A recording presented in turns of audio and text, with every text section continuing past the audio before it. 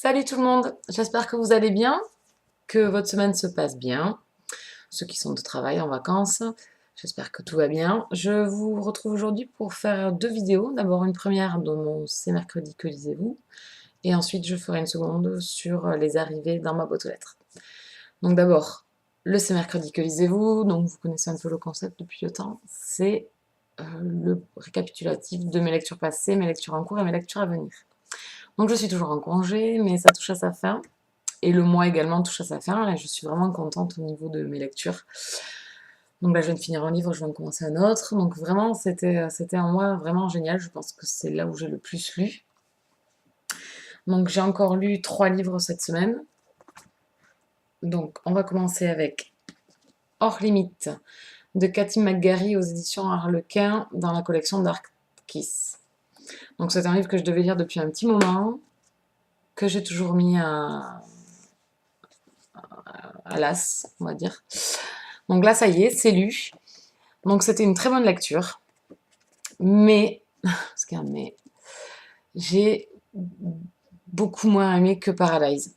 Donc on retrouve à peu près le même concept dans ces deux livres. Donc on retrouve deux jeunes gens, donc un garçon et une fille, qui ont des difficultés dans leur vie. Donc on a Echo, la jeune fille, et on a qui a vécu un drame, un gros drame dans sa vie et qui fait un blocage et qui a occulté une des tragédies, parce qu'il y en a eu plusieurs, une des tragédies de sa vie.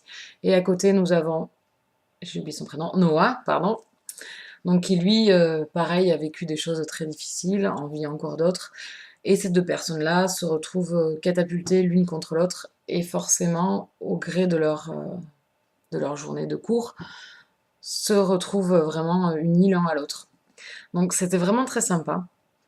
Vraiment, les ennuis qu'ils traversent et tout ça, la façon qu'ils ont de se tenir l'un l'autre et de s'aider mutuellement pour arriver à passer tout ça.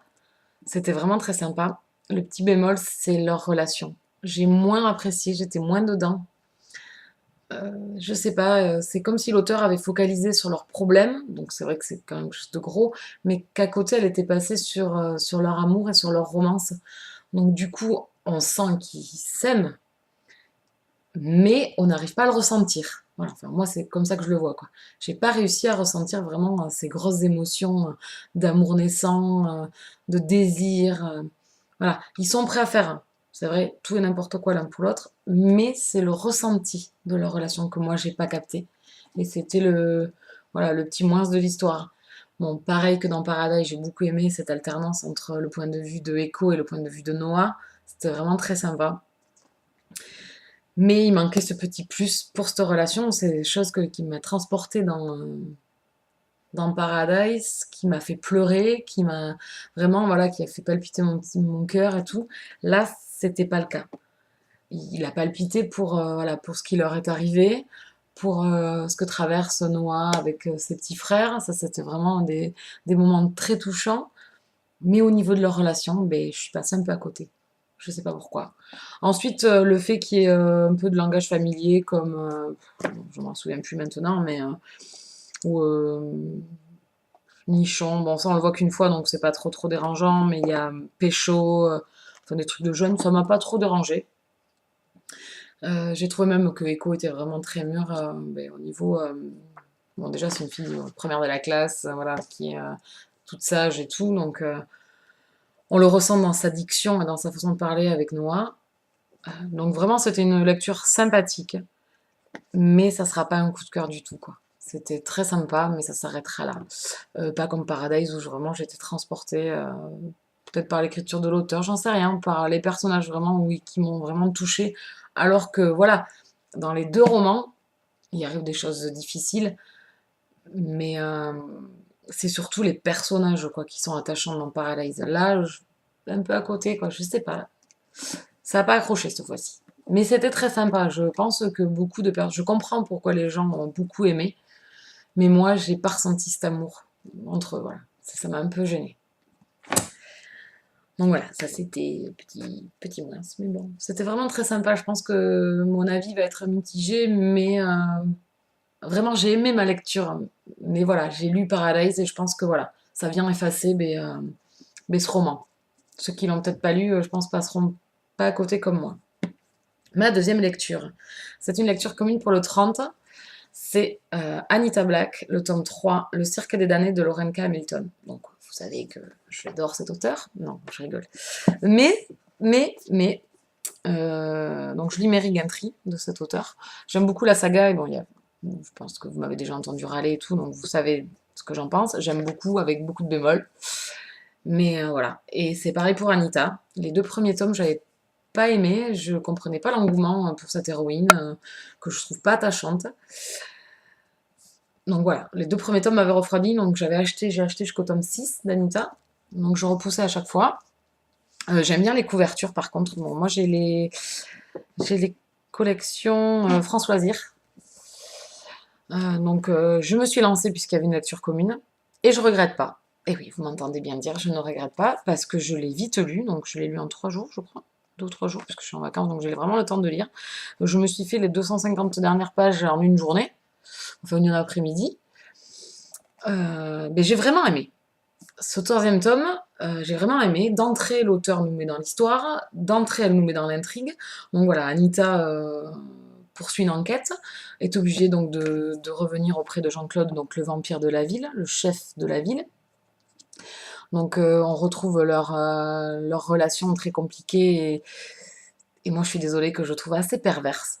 Je sais pas si j'emploie le bon mot, mais un peu vicieuse, je sais pas, je ressens pas du tout leur relation. Mais au niveau de l'intrigue et au niveau de l'action et tout de l'histoire, ben, cette fois-ci ça a vraiment très bien marché. J'étais bien dedans, je l'ai lu rapidement, c'était vraiment très très sympa. Un nouveau personnage fait son entrée, donc c'est Richard, donc je vous laisserai découvrir qui il est, etc. Donc une relation s'installe avec Anita. Bon, on en est encore loin de la relation, mais ça va doucement. Donc j'ai vraiment bien aimé. Le seul problème, c'est que moi, ces personnages-là, il n'y a aucun problème, je lis, je suis bien dans l'histoire, ils sont sympathiques et tout ça, mais j'arrive pas à m'attacher à eux. J'arrive pas à vraiment les aimer, quoi, à vraiment rentrer dans ces personnages-là. Jean-Claude me laisse de marbre, je l'apprécie pas du tout. Je trouve, bon, on retrouve le personnage arrogant qu'on trouve dans pas mal de séries, Bill Clinton, etc. Mais là, je trouve qu'il a un envers du décor chez lui que j'aime pas du tout. Il me fait hérisser le poil plus que l'attirance. Anita, quant à elle, je l'aime bien, elle est sympathique, etc. Mais je suis pas encore accrochée à elle, vraiment pas du tout. C'est une héroïne vraiment froide, enfin, où j'arrive pas à ressentir ses sentiments, sa façon de voir les choses et tout. Et puis c'est assez compliqué dans sa tête. Donc j'ai du mal à m'approprier l'héroïne, voilà, à être vraiment bien dedans. Donc ça s'est très bien passé, c'était vraiment très très sympa parce qu'il y a vraiment de l'action et voilà, déjà on en apprend un peu plus sur l'univers, pardon, excusez-moi, je cherche mes mots, sur l'univers, mais il manque encore un petit plus. Donc c'était sympa. Pour une fois, ça a bien marché. J'espère que ça continuera, même si, voilà, j'appréhende beaucoup cette saga parce que j'ai attendu beaucoup de choses. Il y a des choses qui vont m'agacer, que je retrouve dans Mary, que j'ai pas envie de retrouver dans cette saga-là. Mais pour l'instant, ça se passe bien. Donc j'ai essayé d'occulter tout ça et de vraiment me mettre dedans, et c'est vrai que ça a vraiment bien fonctionné. Donc ça, c'était le tome 3 d'Anita Black. Et ça a bien fonctionné entre nous cette fois-ci. J'ai également lu, donc je l'ai fini là, très très récemment. C'est le tome 1 de Noblesse oblige, Le Duc mis à nu de Sally Mackenzie aux éditions Milady, collection Pemberley. Donc il est dans ma palle depuis pas mal de temps. J'ai repoussé sa lecture assez souvent pour faire passer des lectures communes que j'avais. Donc là, ça y est, je ralentis mes lectures communes. Donc maintenant, je peux essayer de placer des choses qui me donnent envie. Et c'est vrai qu'après un Bitlint, après un Young Adult, eh ben, une petite romance de Milady a fait bien du bien. Mais moi, j'ai vraiment beaucoup apprécié ma lecture. J'avais vu pas mal d'avis mitigés sur ce livre. Alors, c'était soit on a adoré, soit on a trouvé ça ni au possible, etc. Et bien moi, j'ai beaucoup aimé. J'ai beaucoup aimé l'écriture de l'auteur, les personnages qu'elle a créés. Notre héroïne, ben moi, pour une fois, ne m'a pas agacée, ne m'a pas énervée. Je suis arrivée à rentrer vraiment dans l'histoire et dans les personnages. Et c'était vraiment un très très bon moment. Je l'ai lu en 2 jours. Donc c'était vraiment très très sympa. C'est une romance historique. L'héroïne arrive des Amériques. Elle est vraiment naïve, bon, c'est une vierge, et elle est compromise. Mais j'ai trouvé que l'auteur avait su quand même se renouveler et avait su créer sa propre histoire. Il y a un fond d'intrigue derrière, puisque notre héros est pourchassé par un de ses cousins qui veut mettre la main sur son domaine. Donc il y a tout ça derrière. Il y a vraiment l'aristocratie anglaise pleine de malfaisance et de rumeurs, voilà, essayant de, de compromettre les gens. C'était vraiment très sympa. J'ai lu ça d'une traite et j'ai vraiment beaucoup apprécié ces personnages. Même Sarah, qui est vraiment naïve. Oui, effectivement, elle n'a jamais rien vu, mais bon, elle arrive des Amériques. Son père ne s'est jamais occupé d'elle. Elle a vécu avec deux personnes, deux vieilles filles, donc elle n'a jamais rien vu. Les balles, se faire courtiser, les convenances anglaises, elle ne les connaît pas. Donc c'est vrai qu'on arrive à comprendre. Et j'aurais pu être vraiment agacée parce que j'ai vu quand même pas mal d'avis dessus. Et bien non, parce que je suis vraiment bien rentrée dans ce qu'avait conçu l'auteur, dans ce qu'avait créé au niveau de ce personnage de Sarah. Et j'ai beaucoup, beaucoup aimé. Donc c'était une romance très sympathique, avec un peu d'humour, un peu de gaucherie de la part de nos héros. Et j'ai vraiment bien aimé, donc je poursuivrai cette saga. Parce que c'était vraiment très sympa. Donc encore une saga à continuer. Mais là, ce qui est bien, c'est que chaque tome a un personnage différent, donc je pourrais espacer mes lectures. Mais, noblesse oblige, le tome 2 viendra rejoindre ma palle très prochainement. Donc si vous ne connaissez pas, je vous le conseille, sans prise de tête, voilà. C'est la détente, gentille petite romance, voilà. C'est parfait pour les vacances, pour l'été. Donc moi, ça a bien, bien, bien marché. J'ai vraiment adoré. Je passais un très bon moment. Voilà, donc ça c'était pour mes lectures passées. Ce que je vais commencer, donc ce que je suis en train de lire, je vais arrêter, après la vidéo, je vais commencer, c'est Mieux Star que jamais, pardon, excusez-moi, le destin d'une litoise. Donc c'est écrit par mes copines qui ont trouvé un site où on peut écrire une histoire à partir d'une personne qu'on connaît. Donc elles m'ont écrit cette histoire, donc c'est sur internet, vous rentrez des prénoms en fait, et toute l'histoire est en fait est déjà préécrite, et votre prénom vient s'immiscer, et des personnages que vous connaissez viennent s'immiscer dans cette histoire. Donc il y a 160 pages, donc je pense que je vais bien rigoler, donc ça fait un moment que je l'ai à lire, et elles m'ont fait les dédicaces et tout, donc voilà, donc ça c'est moi en train d'embrasser une bouteille de champagne. Donc voilà, il me tarde de le lire. Donc ça, c'est ma prochaine lecture, puisque je remets ça depuis pas mal de temps, donc je vais m'y mettre.